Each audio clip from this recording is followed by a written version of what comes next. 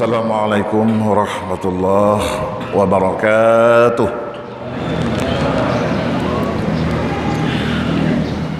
Alhamdulillahilladzi arsala rasulahu bil huda wa dinil haq liyudhhirahu 'ala ad-dini kullih walau karihal musyrikun. Asyhadu an la ilaha illallah wahdahu la syarikalah wa asyhadu anna sayyidana Muhammadan abduhu wa rasuluh la nabiyya ba'dah. Allahumma shalli wa sallim ala sayyidina Muhammad wa ala alihi wa sahbihi ajma'in. Amma ba'du, fa ya ibadallah ittaqullaha haqqa tuqatih wa la tamutunna illa wa antum muslimun. Wa qala ta'ala fi kitabihil karim, a'udzu billahi minasy syaithanir rajim. Bismillahirrahmanirrahim. Wasari'u ila maghfiratin min rabbikum wa jannatin 'arduha as-samawati wal ardu 'iddat lil muttaqin. Sadaqallahul azim. Para hadirin sidang jamaah subuh yang dirahmati Allah Subhanahu wa taala. Marilah pertama-tama dan yang paling utama kita memanjatkan puji syukur kehadiran Allah Subhanahu wa taala atas segala rahmat dan karunia-Nya sehingga sampai pada pagi yang sangat mulia ini kita masih diberikan kekuatan dan kesehatan sehingga kita masih dapat berhadir di tempat yang sangat mulia ini dalam rangka melaksanakan kewajiban kita sebagai orang Islam yang beriman, melaksanakan salat subuh secara berjamaah. Mudah-mudahan Allah Subhanahu wa taala selalu mencurahkan rahmat dan karunia-Nya kepada kita dan selalu beristiqamah dalam melaksanakan ibadah. Selanjutnya salawat beriring dengan salam sama-sama kita alamatkan ke pangkuan alam Nabi besar Muhammad sallallahu alaihi wasallam telah membawa kita dari alam kebodohan ke alam yang penuh dengan ilmu pengetahuan. Juga salawat dan salam kepada keluarga dan sahabatnya sekalian, tabi'in, ulama yang mutaqaddimin dan mutaakhirin, dan juga ulama-ulama yang mutabar. Yang ulun tuan hormati para jamaah subuh yang dirahmati Allah Subhanahu wa taala, perkenankan untuk saya menyampaikan sedikit mau'izah yang barangkali bermanfaat baik kepada ulun tuan sendiri maupun kepada sidang jamaah yang dirahmati Allah Subhanahu wa taala. Izinkan pada pagi hari ini kita akan membicarakan menyangkut tentang masalah iman dan takwa, karena dua hal itu memang sangatlah penting dalam kehidupan manusia. Namun izinkan saya mempergunakan banyak dalam bahasa Indonesia karena kebetulan ceramah subuh ini sudah dimediasi oleh satu alat media yang hal ini akan tembus ke seluruh dunia, akan disampaikan, yang dikemas dalam satu susunan YouTube dan disampaikan bukan hanya di lokal pendengarnya pada jamaah subuh sekalian, tapi ini sudah sifatnya mendunia. Lun sisip dengan bahasa Aceh wajud bak yang mengkunang mana aja yang ke bahasa Aceh yang merasa tak sisip. Bahkan lun kalan ceramahnya sudah masuk internasional. Tapi hanya ada pergunakan bahasa Inggris Pak Doktor, karena menyawa Inggris dengar dan pegang bahasa Inggris. Tapi kan orang Inggeris dengan orang Aceh, orang Indonesia. Namun ini sudah mendunia. Andai kata kita dapat menjelaskan agama dalam bahasa Inggris dan mempengaruhi orang-orang yang non-Muslim, itu jauh lebih bagus. Tapi kalau begah bahasa Inggris itu miruan pihak itu pun dia. Bahkan kebanyakan dakwah tidak tercapai kepada maksud. Teman je tunggu bahasa Inggris, gimana je? S1 bahasa Inggris, S2 bahasa Inggris, gimana je? Temah anak tom dapat dia katanya, anak perle. Bukan tempatnya. Jadi oleh karena itu, izinkan lun campur bahasa orang untuk jelaskan menyangkut tentang masalah keimanan dan ketakwaan kepada Allah Subhanahu wa taala. Kembali ketika kita berbicara masalah iman, itu masuk dalam ranah rukun iman, bahwa iman itu percaya, meyakini. Beda keyakinan orang Islam dengan orang non-Muslim. Orang non-Muslim, dia sesuatu mempelajari duluan, dipelajari baru dipetih. Orang Islam, dia percaya dulu. Percaya adanya Allah, percaya kepada malaikat Allah, kepada kitab Allah, kepada hari kiamat, kepada untung baik, untung jahat. Percaya dulu. Udah itu setelah kita percaya, kita mempelajari. Setelah kita mempelajari, terus semakin yakin terhadap hal-hal yang tersebut dengan iman itu. Itulah beda konsep. Mindset berpikir orang Muslim dengan orang non-Muslim adalah sangat jauh berbeda. Orang non-Muslim dia percaya kepada sesuatu setelah melaksanakan riset, penelitian, pelajari ini apa betul beripati. Orang Islam percaya ini. Bagaimana kita meyakini terhadap Allah Subhanahu wa taala? Yang tentang imannya pada menurut orang kalau menjelaskan, termasuk guru tanya Tuan Jafaruddin, termasuk guru tanya Tuan Hafid, malam merona singgung menyangkut dengan iman. Karena imannya adalah yang sebuah sangat sakral dalam kehidupan manusia. Yang lain hanya arti yang berhabara. Lain mandum tinggal. Yang dapat membantu dan menolong seseorang adalah iman. Maka pada akhir masa nanti, tengah, pertama dalam syurga oleh Allah, gekalan jenis iman, mantengna jenis iman dalam tubuh orangnya, masukkan dalam syurga-Nya Allah.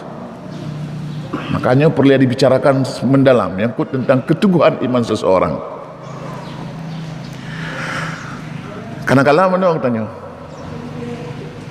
imannya akan muncul dia ketika orang dalam keadaan musibah. Ketika dia sakit, dia banyak mengingat Allah. Ketika musibah, dia banyak mengingat Allah. Tapi ketika dia senang, ketika dia makmur, dia lupa akan ibadah kepada Allah. Lalai. Manusia yang rugi adalah manusia yang masih sanggup dilalaikan dengan dunianya, manusia yang masih sanggup dilalaikan dengan hartanya, manusia yang masih sanggup dilalaikan dengan perempuan istri-istrinya, manusia yang masih sanggup dilalaikan dengan anak-anak istrinya.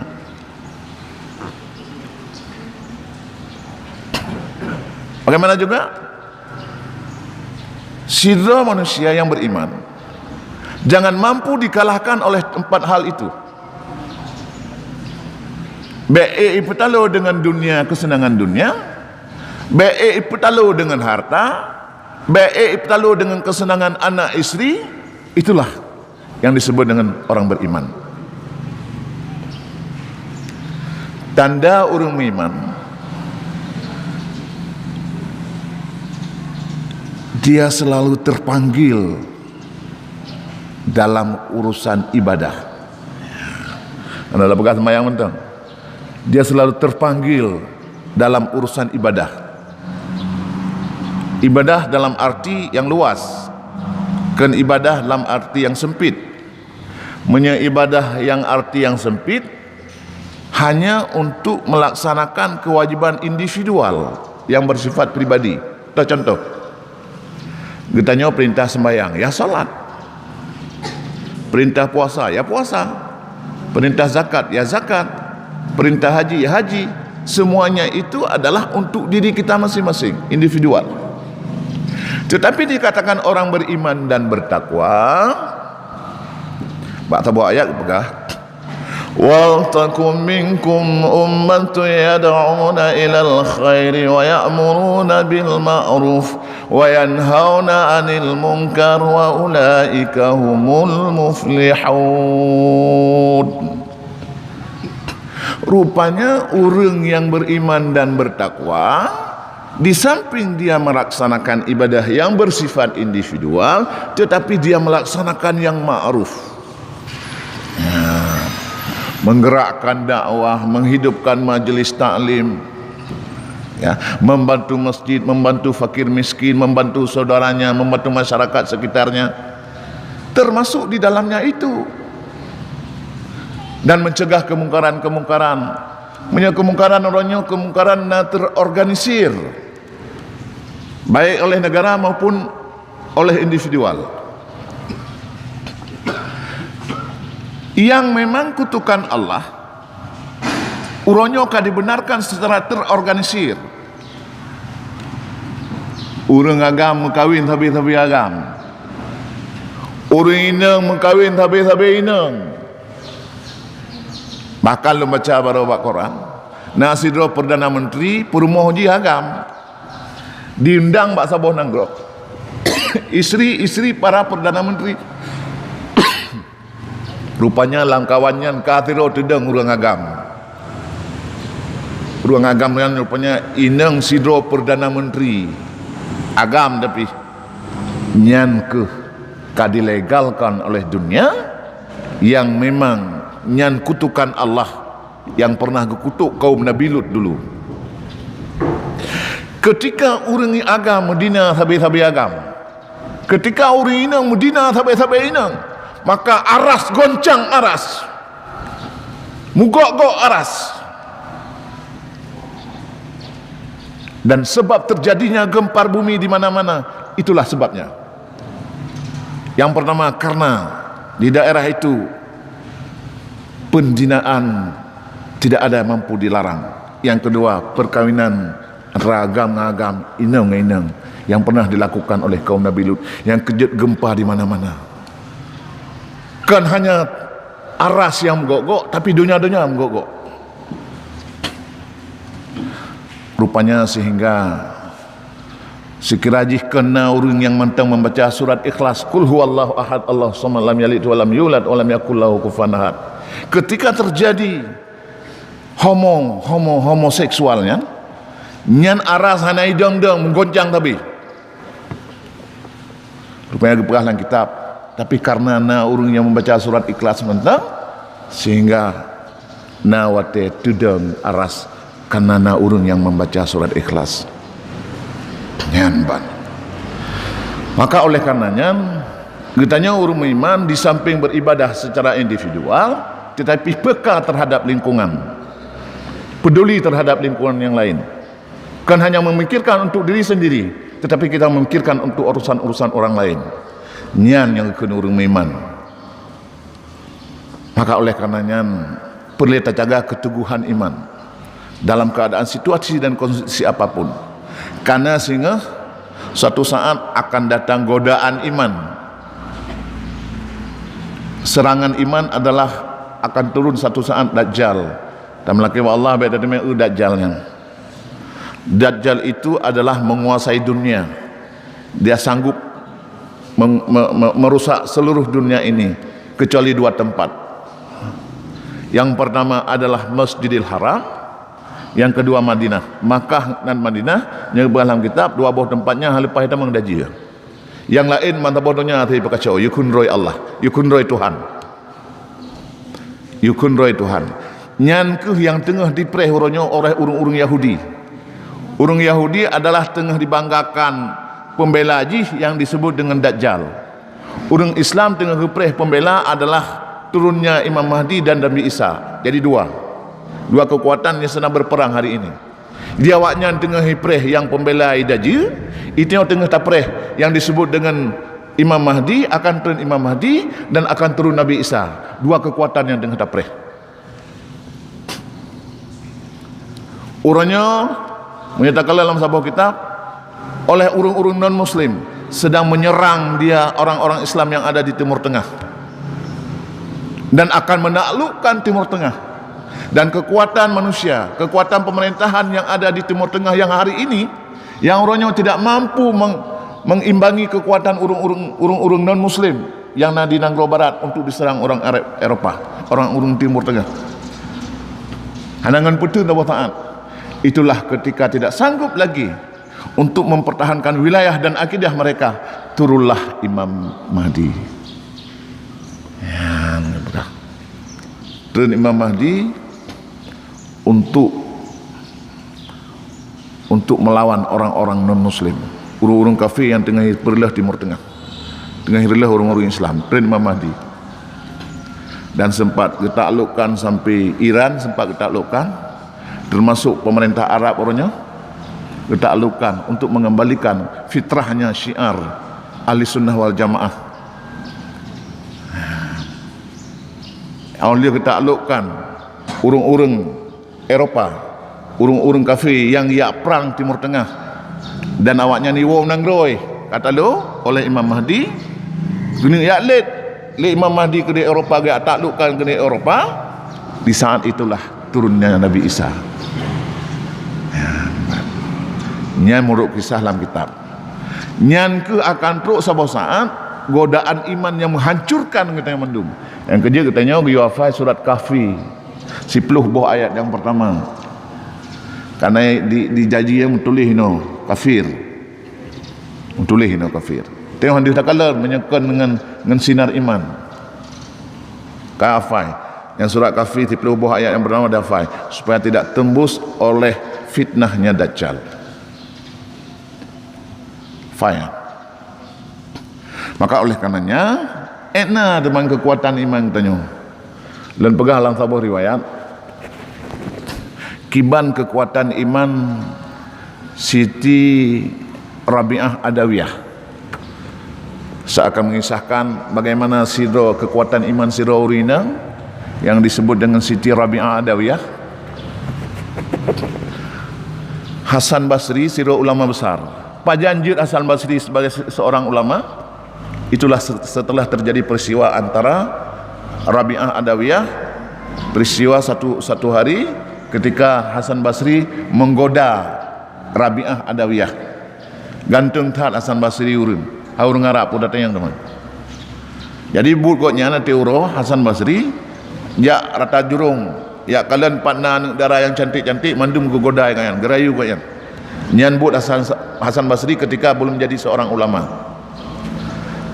Rupanya ketika truk Pak Sabah Huro gejak Pak Sabah Jurung menempaklah dengan Rabi'ah Adawiyah, Siti Rabi'ah Adawiyah.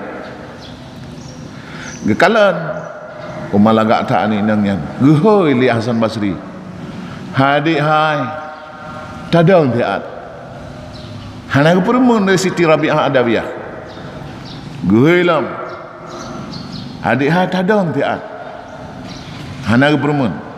Panggilan yang ketiga baru Siti Rabi'ah Adawiyah menoleh ke belakang, bangga kalian ulikut kalian kasih pemuda yang sangat ganteng yang ke Hasan Basri.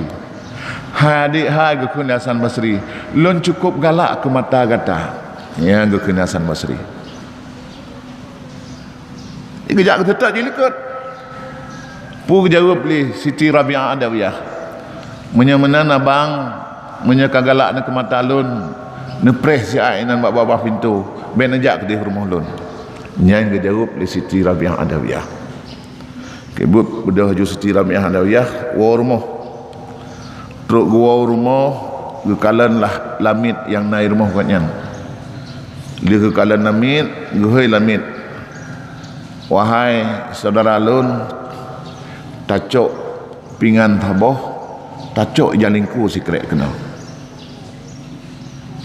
kebut bedah pelayan daripada Siti Rabi'ah Adawiyah gecok jalingku gecok pingan taboh sehingga kita menglam kamba Siti Rabi'ah Adawiyah kita menglam kamba rupanya truk lam kamba karena tikin lam kamba Siti Rabi'ah Adawiyah pubuk lam kamba truk kita menglam kamba gecoklah sikin kecungkir dua anak mata. Dia kecungkir dua anak mata gepeduk lampingan. Dia masukkan dalam piring. Lalu ditutup dengan sapu tangan. Getuk dengan jalengku. Lalu gehoi pelayan. Tolong jakba dua anak mata lun diat kepada sira pemuda yang na du di wak simpang kawai wasit awai. Rupanya gecoklah di pelayannya diajuk anak mata kepada Hasan Basri yang tengah duduk wak pintu gerbang betul. Ijak pelayan betul. Wahai cuk bang, inilah hadiah yang diberikan oleh perempuan yang drone sedap-sedap menekun. Ban gebuka oleh Hasan Basri, ban gekalan kedua anak mata. Terkejut Hasan Basri pansan ini. Kekalan dua anak mata. Akibut bedah berangkat Hasan Basri gua rumah. 2 hari kemudian Hasan Basri berbalik lagi ke rumah Siti Rabi'ah Adawiyah. Bantu rumahnya mendengar berita Siti Rabi'ah Adawiyah sedang berpulang ke rahmatullah. Kami ngai kagum Allah. Sehingga saatnya ke Hasan Basri gelisah dan susah dan takut karena pekerjaan dan perbuatan yang Hasan Basri lakukan sudah mematikan seseorang yang disebut dengan Siti Rabi'ah Adawiyah. Seminggu kemudian kepegang dalam kitabnya gelimpo oleh Hasan Basri bahawa Siti Rabi'ah Adawiyah sedang duduk dalam syurganya Allah dalam sebuah istana yang sangat megah. Terjadi dialog antara Hasan Basri dengan Siti Rabi'ah Adawiyah. Apa amal perbuatan yang paling baik yang dilakukan sehingga kamu memperoleh tempat yang sangat bagus dalam syurganya Allah? Nyan rupanya Siti Rabi'ah Adawiyah gara-gara dia mempertahankan iman kepada Allah dan tidak mau terlibat dengan Hasan Basri, sehingga Allah menempatkan Siti Rabi'ah Adawiyah dalam syurganya Allah. Dan setelah itu Hasan Basri sadar, dia mengarang 500 judul kitab, 500 boh judul kitab kekarang li Hasan Basri. Oh loh, terjadi peristiwa antara Hasan Basri dengan Siti Rabi'ah Adawiyah. Begitulah keteguhan iman seorang perempuan dalam mempertahankan iman kepada Allah Subhanahu wa taala. Sidang jamaah yang dirahmati Allah Subhanahu wa taala. Nah, katanya kondisi iman katanya laganya tak pertahankan iman kepada Allah. Nah, keteguhan laganya nyan salah siro kekuatan keimanan siro rinang untuk mempertahankan iman dan kesucian daripada godaan sehingga rela kecuali ada mata. Di sisi yang lain kita lihat keteguhan iman Nabi Ibrahim.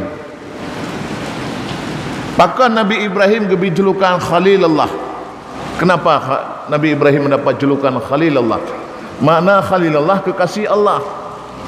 Dan pernah ditantang oleh para malaikat Jibril. Ketika Allah memberikan julukan Khalilullah kepada Nabi Ibrahim, malaikat Jibril menentang. Ya Allah, kenapa engkau memberikan gelar kepada Ibrahim Khalilullah? Padahal Ibrahim itu punya anak, punya istri, punya harta yang banyak, yang berlimpah ruah. Kan dia lebih cinta kepada anak, istri dan hartanya. Kenapa engkau memberikan julukan Khalilullah, kekasih Allah? Dia kan masih punya anak, istri dan hartanya. Hai Jibril, Ibrahim itu lebih cinta kepadaku daripada harta. Ibrahim itu lebih cinta kepadaku daripada istrinya. Ibrahim itu lebih cinta kepada aku daripada anak-anaknya. Yang ke wa iz qala rabbuka lil malaikati inni ja'ilun fil ardi khalifah, termasuknya bab kisah Nabi Adam. Yang jawab li Allah bab malaikat Jibril. Nyahan dapati peristiwa tabuh huru ketika Nabiullah Ismail, anak Nabi Ibrahim yang paling disayang, Yang gekoh taku perintah dari Allah Yusir. Rela Nabi Ibrahim gekoh taku anak demi mengikut perintah Allah, demi mempertahankan iman. Kiban ujian kepada Rasul, walaupun Allah gebela katanya. Allah gebela katanya di saat hana tak sangkali. Contoh Allah gebela Nabi Ibrahim nak depu gebela ada Allah. Ketika Nabi Ibrahim ditut oleh Fir'aun, hana depu oleh Nabi Ibrahim bawa gerog hana tutung. Coba tak bayangkan, Allah akan membantu di saat-saat yang sudah sangat-sangat tercekik, itu Allah akan membantu. Hana membantu menan si kitanya dalam beribadat kepada Allah Subhanahu wa taala. Yakinlah memperbanyak amal ibadah di saat-saat kita terjepit, di saat-saat saya sangat menderita, di saat-saat kita akan merasa hampir putus asa, menyegotnya urung beribadah, akan langsung bantuan Allah kepada mereka itu. Yang nak pun ragu sidang jamaah subuh yang dirahmati Allah Subhanahu wa taala. Maka oleh karenanya bejit ke katanya ke jenis manusia. Mudah-mudahan beruh tanya dalam ni. Pedro urang yang haram tersentuh api neraka. Ya, 4 jenis manusia yang haram tersentuh api neraka. Yang pertama, orang itu punya sifat hayyin. Dalam bahasa Arab itu hayyin. Ya. Teman hayyinnya, dia memiliki ketenangan dan ketutuhan hati, dan goknya hana bagah mencaci maki. Udip sifat urang hayyinnya tenang, sifat jih teduh hati, dan hana saling caci maki, pubruknya pubruk je, pusalah ponyo pusalah poji, hana goknya. Laudip yang selalu dalam rasa tenang, hati tentram, tantang tak kalian hana pernah merasakan susah. Yang dia tak kalian mbak dia hati hulia utuhnya senang saja. Padahal beban sama juga seperti orang lain, tapi tidak nampak bebannya. Selalu hidup dalam keadaan tenang dan tidak pernah mencaci maki orang lain. Yang jenis manusianya orang yang tidak akan tersentuh dengan api neraka. Yang pun. Yang kedua, orang yang lain. Orang yang lainnya, orang yang punya sifat lemah lembut dalam bertutur bahasa, orang yang lembut dalam pergaulan, orang yang lembut dengan masyarakat, lembut dengan keluarganya, lembut dengan ahli familinya, bahkan lembut dengan makhluk-makhluk Allah yang lain. Punya sifat yang demikian, yang lemah lembut. Baik kita yang kurangkam, yang bahasa Aceh kurangkam, yang hanya tak pegang bahasa lain, cukup kurangkam urang. Watai ke kalian urang lain tantang ge pajuk, diterkam. Nah urang-urang yang sifat laganya tidak punya perasaan sifat lemah lembut nana urangnya. Seolah-olah orang lain itu dalam keadaan lemah dan hina. Itu yang bersifat lain, yang urangnya yang tidak tersentuh dengan api neraka. Dan yang kedua, orang yang tidak tersentuh api neraka, orang yang karib. Orang yang karibnya orang yang ramah, hana sombong. Wadah merempak ngenggop hana bah muka, saling tegur sapa. Karena ada orang, ada merempak orang lain ke bah muka kalian. Mungkin karena kalian terlalu tampan ataupun ganteng, ataupun kalian terlalu rayu jabatan, ataupun kalian terlalu carang, sehingga wadah merempak ngurung gebah muka kalian, hanggengi ngede muka. Yan ban, nyan hana ramah, nyan urang yang lagi nyan hana tahu. Tapi nyan urang yang ramah sopan santun, urang yang karib berpegang, urang nyan ke urang yang hana tersentuh dengan api neraka. Nyan ban. Dan yang keput urang yang sahlun, atau artinya urang yang hana saling dengki. Atau tengok kena saling dengki ya. Tak kalau orang lain tika benci rumah tu. Nah, dia tanya. yang na mangan ulai watakalan yang ngan katanya ketika urung-urung yang jih pacunya kan belah-belah tanya kau benci rumah tu yang na sifatnya mak katanya nyan urung menan yang kalau minta menglang golongannya tapi hanjit katanya hanjit na sifat dengki sifat iri kepada orang lain tetapi anggap sajalah bahawa katanya sesama muslim adalah bersaudara nyan ku yang harus tabawa katanya sifat-sifat lagi nyan urung-urung yang ngebela oleh Allah sehingga urung-urung yang tidak tersentuh dengan api nerakanya Allah. Yang kait dengan tujuh yang ada tak terbit, uji encik nah. Sudah terbit kan? Uji encik. Sebenarnya syaramah sebuahnya pi benar terjadi dialogis. Yang paling ingat terjadi dialogis na pertanyaan-pertanyaan kan hanya menjadi mustami' mentang pendengar. Barangkali di antara jamaah-jamaah yang nya sabah saat itu penitia akan disediakan corong mip oleh kesampaikan berita ataupun materi li tengku barang 20 minit kebukalah pertanyaan-pertanyaan supaya agamanya bisa meluas, supaya agamanya bisa berkembang. Dalam dente katanya pendengar mentang, tapi nah perkara-perkara yang harus terjawab kadang-kadang li tengku harus dijawab.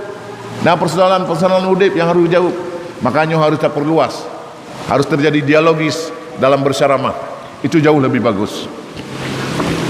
Maka oleh karenanya sidang jamaah subuh yang rahmati Allah Subhanahu wa taala, terus katanya istiqamah dalam ibadah dalam keadaan bagaimanapun situasinya, apakah itu dalam keadaan tenang, apakah itu dalam keadaan teriknya matahari, apakah dalam keadaannya itu berhujan, sebagusnya diutamakan adalah sempat salat berjamaah.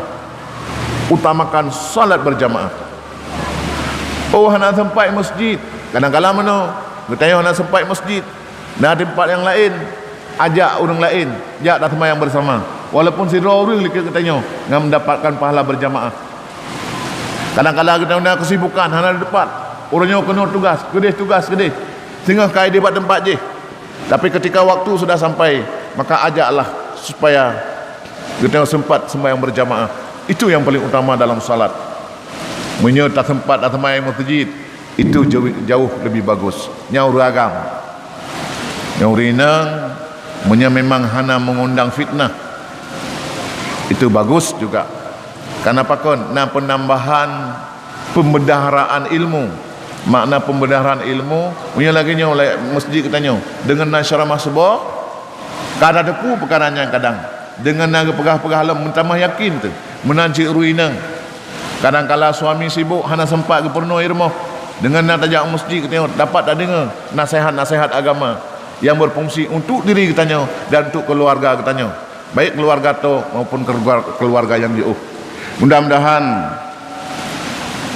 inilah gambaran-gambaran orang-orang yang beriman yang harus sanggup mempertahankan keimanannya dalam situasi dan kondisi apapun. Dan menjadi orang yang takwa adalah bukan mudah.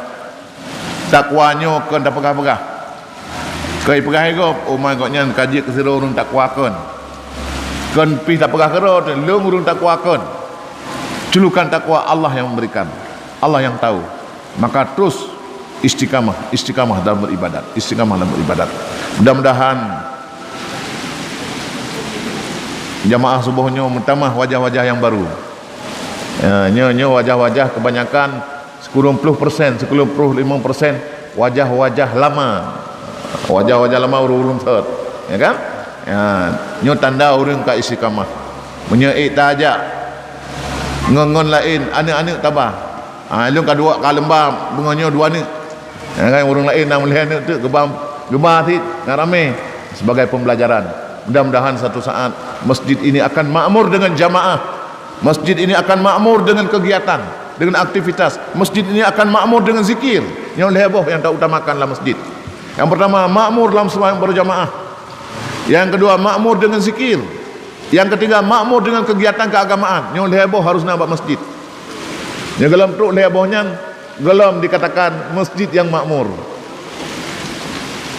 Saling membantu, berfastabiqul khairat, tolong menolong, insyaallah.